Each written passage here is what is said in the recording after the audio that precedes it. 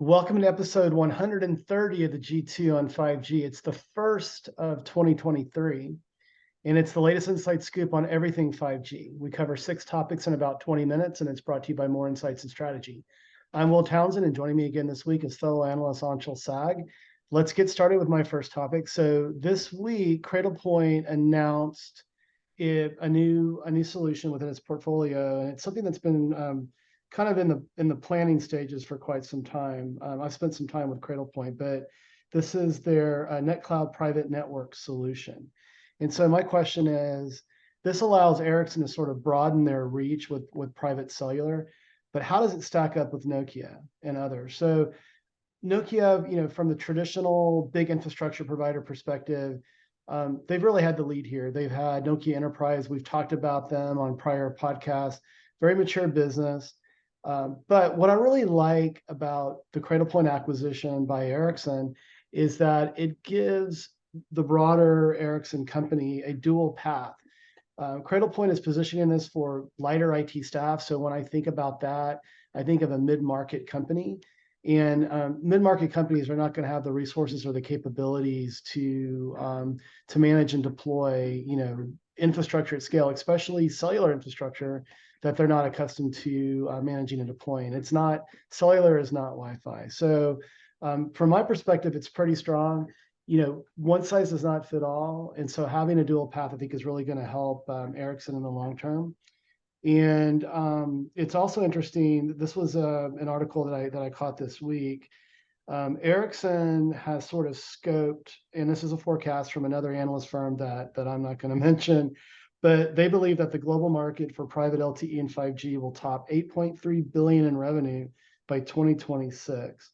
And I think that might be a conservative estimate, but I don't know if you caught the announcement or if you have any thoughts here, buddy, but would love to hear your opinion. I did. Mostly because I wanted to be prepared this week and not sound like a buffoon when you ask me some of these questions.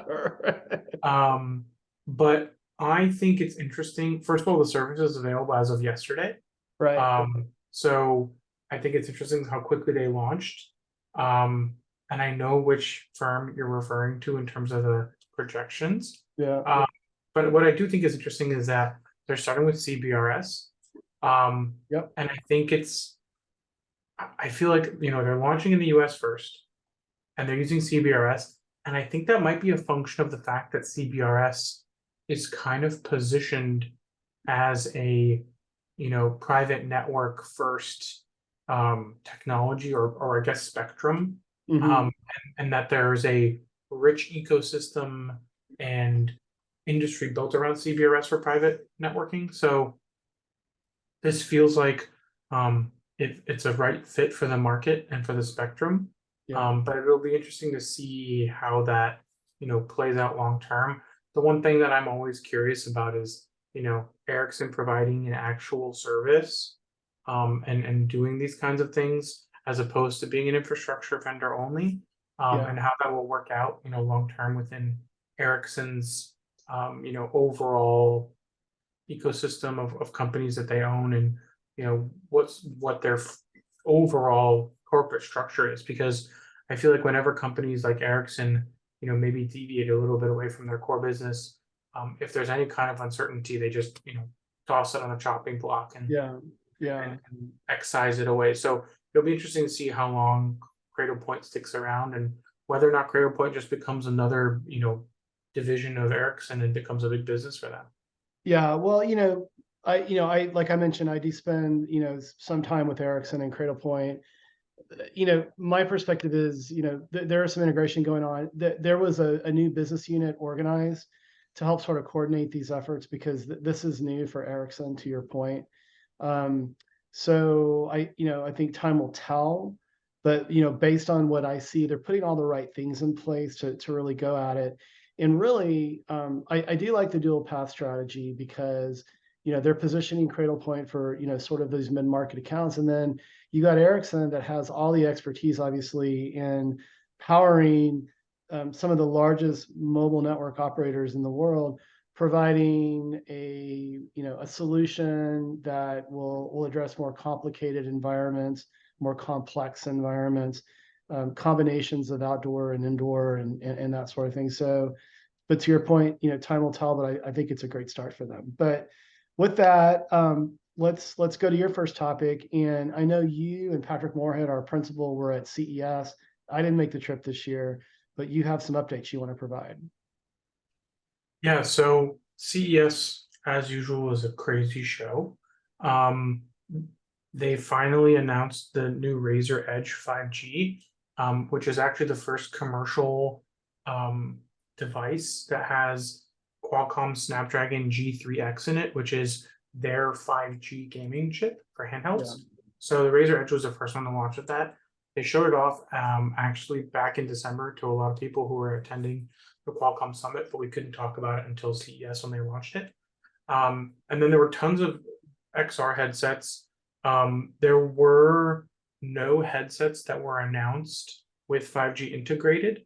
However, during CES, I did meet with a company named DigiLens, which makes optical waveguides for AR glasses, and they actually have entered the AR headset market. And that headset it's called the Argo, will actually have an optional 5G connectivity option via smart headband. So that is a technical 5G AR headset. HTC also announced new headset. There are lots of headsets from Vuzix and the usual suspects, but not much on the 5G aspect of that.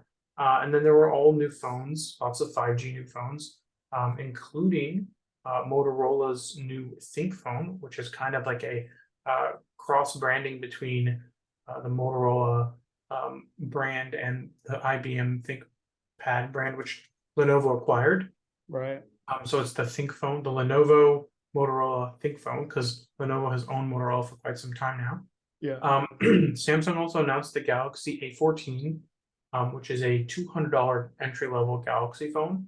Only has a 6.6-inch screen with a 90 hertz refresh rate and a 720p resolution, but it does have a very large 5,000 milliamp hour battery and a 50 megapixel camera, so that thing will last probably days without a charge.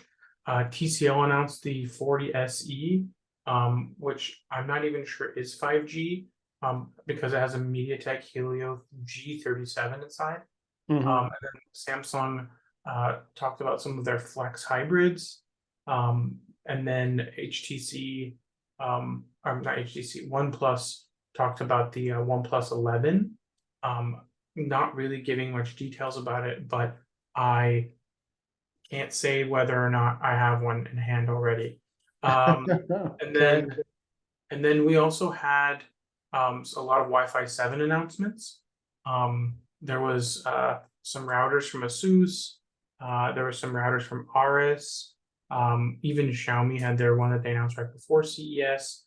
And then the only other thing I would say is that there was a lot of AI on the PC and smartphone side in terms of improving capabilities. And then also Qi 2 was kind of announced, which is part of the Wireless Power Consortium.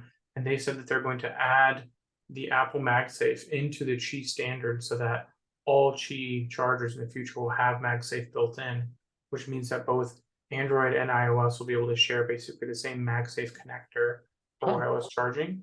And then I have another announcement that Bullet said that they would be implementing a satellite messenger on a future Motorola Define phone for a $5 per year subscription for the emergency connectivity, but there will be more satellite news from CES later in the podcast.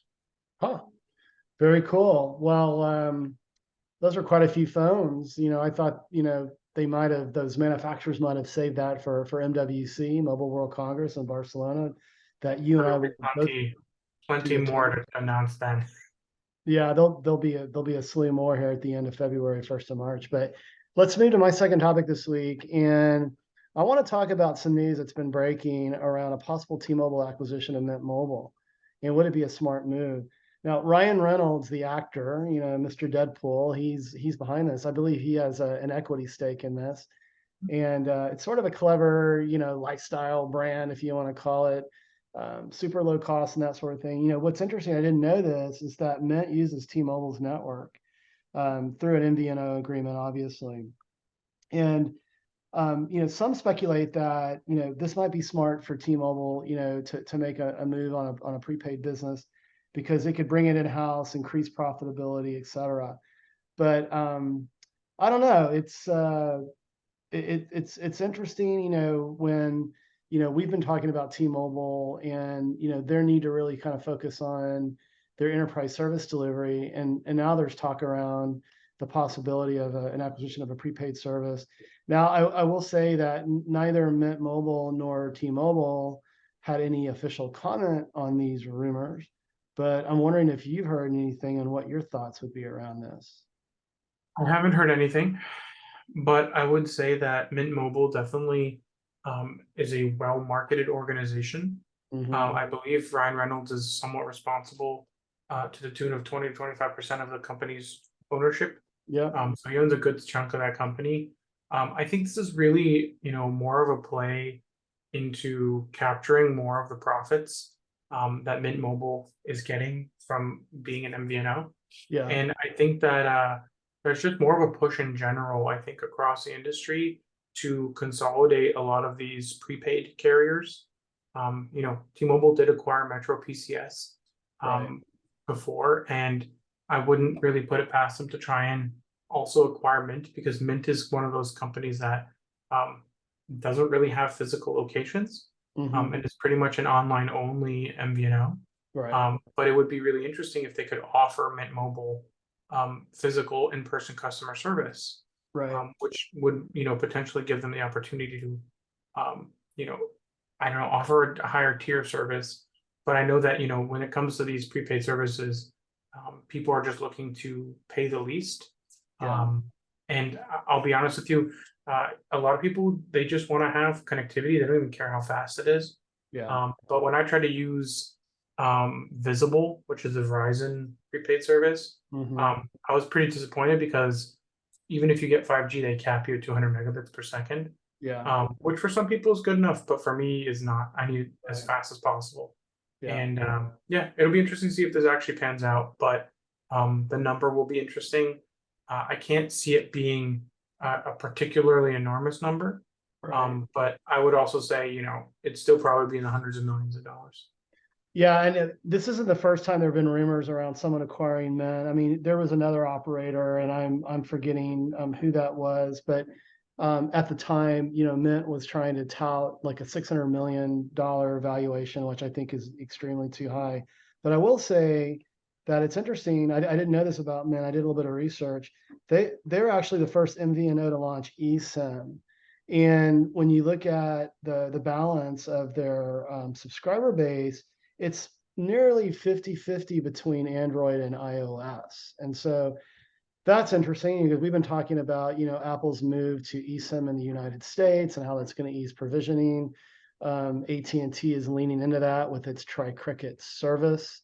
So eSIM could be an interesting, development. And, it's certainly, like, to your point, they're an online only operation, and eSIM is going to be pretty critical long term to continue to keep that provisioning really, fast and easy and quick and efficient. But with that said, let's move to your second topic, and you want to talk about Qualcomm, and they had a Snapdragon satellite announcement that you want to talk about. I think you also want to talk a little bit about some demos and other things tied to CES. So I'll let you take it away.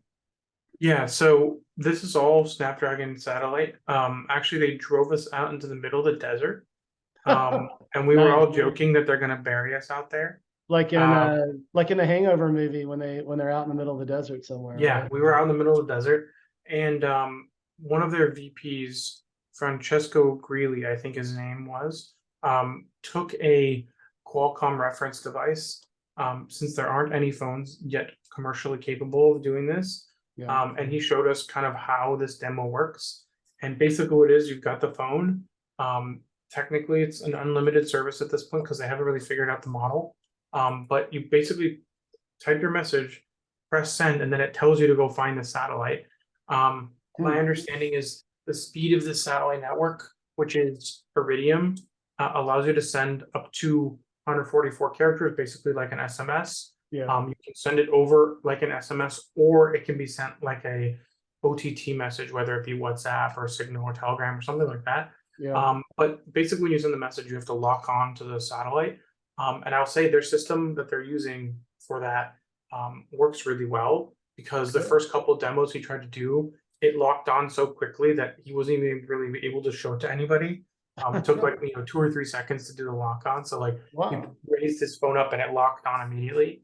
Yeah. Um, but basically, these satellites take about 17 minutes, is my understanding, to go horizon to horizon. Yeah. And what they do is these satellites are interconnected with each other through a network, so that the if you miss the first satellite, it's already interconnected with the next one, so you can easily switch between them and get your message out. And their service is basically designed so that OEMs can repackage it and integrate it into your messenger on your device. Yeah. This is only for Android right now, Okay. and they're saying it's mostly for Snapdragon-based devices, but they're not ruling out other equipment, Yeah. because it's really the modem that's bringing this capability, even though some things are integrated into SoC.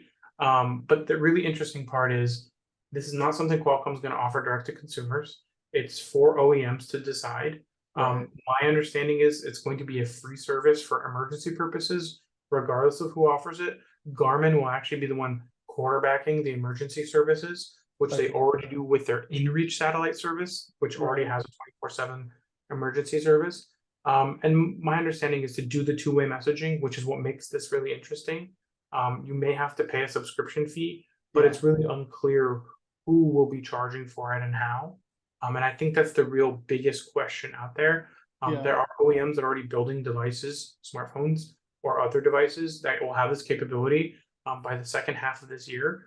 But they haven't said who those OEMs will be and whether or not they're going to charge a premium. I expect this will be something that they offer at the most premium tier. Yeah. And they might even offer it for free for a year or two until they really Mhm. figure out what demand is like. But realistically, if you're in the US and you're not living in a rural rare area, you're probably almost never going to use this other Right. than for emergencies. But if you do live in a rural area, this could be a really great way to communicate with friends and family in places where cell signal is pretty spotty. Yeah, I have a Garmin satellite navigator when I head to Colorado, and that is a subscription service, and you can do it. You can do a monthly or you can do an annual, and that's for obviously for two-way. So I expect that for two-way, that's a monetization opportunity, right? And I agree with you. I mean, did they share with you like Qualcomm what the bill of material cost is for this feature? They didn't give a clear number, but they basically said that it's very minute, Okay. and that it really just comes down to, having some more filters, and basically supporting the band. It's just Okay. that a lot of devices don't support, I think it's band at the L band, it's the L Yeah. band, and that's like 1500 megahertz or something like that, and it's just not supported by any devices right now. Yeah. So basically, you're just building in support for that band and obviously optimizing for satellite communications rather than terrestrial. Right. But based on the commercial, not the commercial, but based on the test device that Qualcomm had shown, it performed very well. And I would expect that, if an OEM that has great experience with building RF, would probably do a very good job with this as well. Yeah. Cool, man. Well, let me go to my third and final topic, and I want to talk about Ericsson again. And the question is, have they done an about face with Open RAN, or is it just a tactic to thwart Open RAN's adoption? So this is a light reading article that I caught this week. And what's interesting is that Ericsson's chief technology officer recently stated that he believes that Open RAN could be constituting up to 40% of radio systems by 2030. And this is really interesting because historically, for the last few years, since this conversation began around Open RAN, you had Nokia that was bullish on it, and you had Samsung Networks that was bullish on it. But Huawei and Ericsson have been sitting on the bench here. But it's interesting because this sort of flies in the face of convention, and there are some that have accused Ericsson of, in these like the ORAN Alliance and these other kind of working groups and steering committees, they've accused Ericsson of stalling things, and Ericsson's been very staunchly, refuting, those accusations. But I don't know if you caught the news this week, but it's just interesting. Is there something behind all of this, or is Ericsson finally realizing that they need to get on the bandwagon? What do you think? I think this is more of a play to their investors. Yeah, I think this is a way for them to show that, um, you know, our share price, which I think has been pummeled in the last year. They're looking for a way to recover their share price, and a good way to talk about that is to get on the Open RAN bandwagon. mm-hmm. Whether or not they're actually committed to it is an entirely different thing. Yeah, But I think they know that they're going to have some kind of solution available, and be competitive, because I think they know there are going to be places where they don't have a choice. right. Um, and you know, I don't really see Open RAN going away. So if they're not going away, they might as well adopt, or at least offer it as a solution. But I think they're just realizing that if they're not participating, There, um, yeah, there's an they're going to have, opportunity. There's an opportunity cost, right? yeah. Potentially. What's interesting, just to balance out the conversation, since we're talking about Nokia as well. I know Tommy Udo, he's head of networks at Nokia. Um, he's been a little less bullish on Open RAN, speaking to some of the things that I've spoken to in Forbes articles around integration challenges and that sort of thing. There are definitely two sides of this coin here. There are a lot of positive benefits that come from Open RAN. Certainly, domesticating the 5G supply chain, lowering potentially capital expenditure in RAN deployment. But the challenge is, will integration eat that up? The cost of integration eat that up, and well, will the disaggregation need to be reaggregated? I think that was a quote that Tommy made in a recent article that I wrote as well. But it's interesting. I think at the end of the day, I think if you're an infrastructure provider, you're going to have to at least have it in your hip pocket or your back pocket. You can lead with whatever solution you believe you need to lead with based on the opportunity and the situation. Like we were talking about CBRS earlier, you're going to have small deployments. In fact, I'm posting a Forbes article on venue connectivity and sports and entertainment venues, and I talk about CBRS towards the end of the article, and I talk about Comcast leveraging CBRS and their PAL license to deploy private network within Wells Fargo Center in Philadelphia. And then I also talk about a guy who's near and dear to my heart, Max Gold, that did a DIY network because he was so frustrated with the Verizon performance at Minute Maid Park that he actually put up a DIY, using Pollen Mobile and Helium, and actually stood up a 5G network that had better performance than Verizon during the playoff run when my Houston Astros won the World Series. So it's interesting, and I think you're going to have it in your back pocket to offer that choice and have that flexibility. And to your point, not miss out on opportunity. But with that said, let's go to your third and final topic. And of course, you would continue this conversation that we that we started last year, the whole altimeter and FAA thing. And like, hey, let's we won't talk about, or I'll just mention, but we won't go into gross detail about the issue with the FAA and the grounding of flights this week. But I caught this news as well. But you want to talk about the FAA setting a guideline by 2024 for altimeter upgrades. So I'm going to let you take it away. Yes, this ugly problem has reared It its just head won't once go again. away. Refuses to go away. What's really interesting is that apparently the FAA believes that they can get this fix finished and completed by 2024, which I think is very optimistic. Yes, very. But I think this is also kind of a nod to the carriers who have willingly lowered their transmission power at airports. Yep. They're saying that they think the total cost will be $26 million. And that they think it's for replacing radio altimeters on around 180 airplanes and Mhm. putting new filters onto another 820. Yeah. And that they estimate the costs to be about $4,000 for installation of the filters, and then another $85 per hour for that installation. Seems like a drop in the bucket to me when the FCC collected 80-something billion dollars in C-band, right? I mean, is the FAA wanting the FCC to foot the bill? Did they disclose that? It seems like the FCC could have, Yeah, but I don't really know where the expectation is that this funding is supposed to come from. sure. But I think the FAA just wants it to go away. Yeah. So they're putting a number on it. They actually had to set a whole bulletin for what they expect to be necessary. Mhm. And yeah, some people are obviously saying that, $26 million is nothing.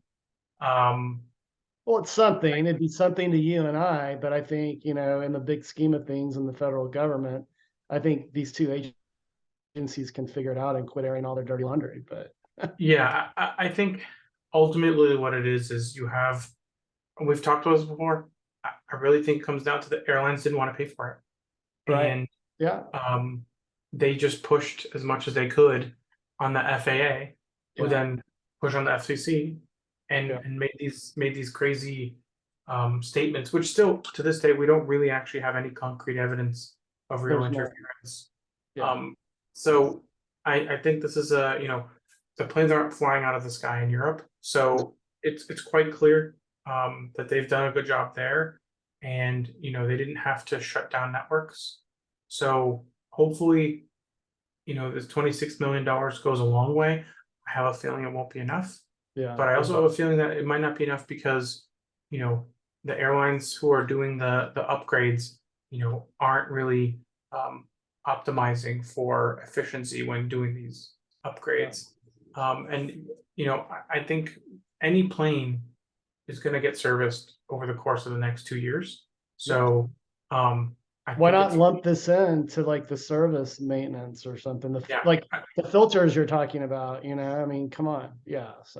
So I think this is viable. I just think that the airlines have to want to do it, Right. and we'll see if they do. Yeah. But I think at this point, everybody just wants to move on, Yeah. and maybe the airlines are the last bastion of holdouts. But Yeah. I'm not sure they're going to have any choice in the future. So we'll Yeah. see what happens. Yeah, I mean, let's eliminate these exclusion zones because at DFW Airport, there's a part of the airport where I think it's like 3G, although the mobile network operators are sunsetting those 3G networks. But before the sunset, I mean, I was getting a 3G signal on the people mover as you move from terminal to terminal at that huge airport. But yeah, let's just put a fork in this and be done. But hey, buddy, it's been great to get back together. I'm glad you had a successful CES, and we just got our first podcast of the year complete. Why don't you take us home? Absolutely. We hope our viewers and listeners found this week's topics interesting. If anyone out there would like to provide insights for a future 5G topic for another podcast, please reach out to us on social media. Will's at Willtown Tech, and I'm at Anshel. We hope you have a great weekend, and please tune in again next week.